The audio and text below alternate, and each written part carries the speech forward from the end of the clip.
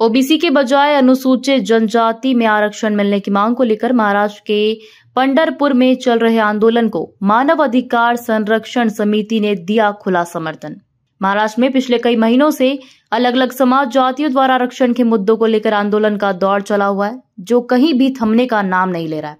मराठा समाज अपने आप को सामाजिक आर्थिक पिछड़ेपन का दावा करके ओबीसी के कोटे से आरक्षण की मांग कर रहा है, तो मराठा समाज की मांग के विरोध में ओबीसी द्वारा आंदोलन किया जा रहा है।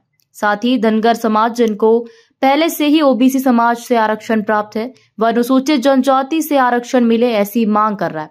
और इसी मांग को लेकर धनगर समाज द्वारा पिछले कई दिनों से महाराष्ट्र के पंढरपुर में भूख हड़ताल यानी आमरण उपोषण किया जा रहा है। धनगर समाज के इस आंदोलन को भारत देश में देशवासियों को संविधान से दिए मानव अधिकार के लिए कार्यरत संगठन मानव अधिकार संरक्षण समिति द्वारा खुला समर्थन किया जा रहा है।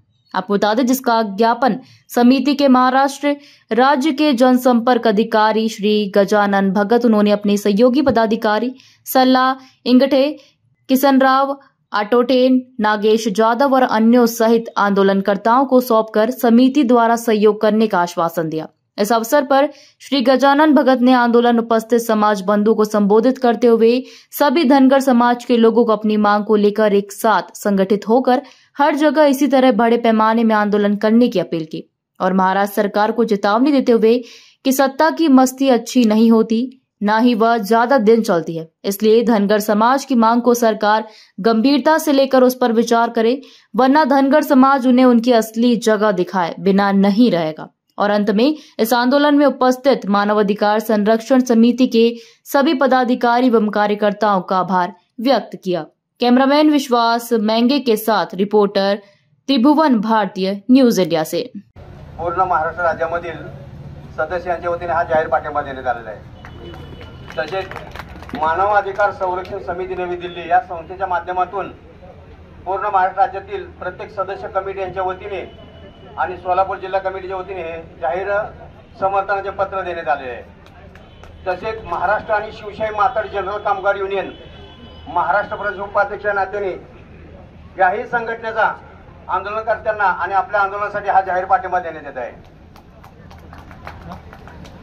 पाठिंबा दिला जातो तो दुसऱ्याला आणि सहभागी होतो तो आपल्यासाठी। तर मित्रांनो, मी एक म्हणतो, आंदोलनासाठी जे बसलेले आहेत त्यांच्या पाठीशी खंबीरपणे उभा राहायला पाहिजे। तो सगळा मराठा समाजच त्यांच्या मागे उभा राहतो, पण धनगर समाज आपल्या समाजाच्या मागे का उभा राहत नाही? आपली जोपर्यंत एकी होत नाही, आपण रस्त्यावर येत नाही, रोडवर येत नाही, तोपर्यंत कोणताही सरकार आपल्याला दाद देणार नाही। जर आपल्याला सरकार वाकवायचं असेल तर पहिली गोष्ट आपल्यात एकी झाली पाहिजे, आपण रोडवरती आले पाहिजे आणि यांच्या आंदोलनात सहभागी झालं पाहिजे। जर अशा प्रकारे आपण जे एकी दाखवली, प्रत्येक तालुक्यामध्ये जर आंदोलन दाखवलं तर नक्की ज्या शिंदे सरकारला जागायला शो राहणार नाहीत। किंवा आपली जर ताकद दाखवली येणाऱ्या इलेक्शन मध्ये, जर त्यांना गावोगावी देश पाहिजे असेल त्यांनी आपला हा आंदोलनाचा विचार करावा आणि जर त्यांनी आपला विचार नाही केला तर शिंदे सरकारला सत्तेवरून खाली वाढण्याची ताकद त्या धनगरांच्या हे पण आपण दाखवून दिले पाहिजे। सत्तेचा माज असावा, इतका माज नसावा की समोरच्या म्हणजे पालापासून आम्ही ते म्हणजे नेते मंडळी, तर प्रत्येकाने आज समाजातल्या समाज बांधव भगिनींनी एकजूट झालं पाहिजे। एकजूट होऊन आपण सगळ्यांनी ह्या कार्यक्रमामध्ये उपस्थित झालं पाहिजे। प्रत्येक जिल्हा, प्रत्येक तालुका या पातळीवर त्या जो मागणीचा आंदोलनाचा कार्यक्रम आहे याच्यामध्ये सगळ्यांनी सहभागी झालं पाहिजे। आणि माझ्या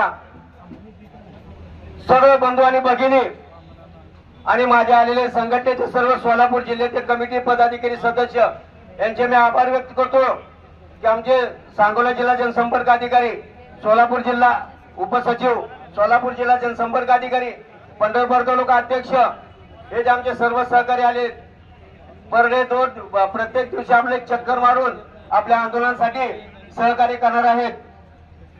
माझे दोन शब्द संपून मी आपल्या सर्वांना एक विनंती करतोय की प्रत्येकाने प्रत्येक तालुक्यामध्ये आंदोलन उभं केलं पाहिजे आणि त्या आंदोलन उभा न करता आंदोलनाला भक्कमपणे पाठीशी उभं राहिले पाहिजे।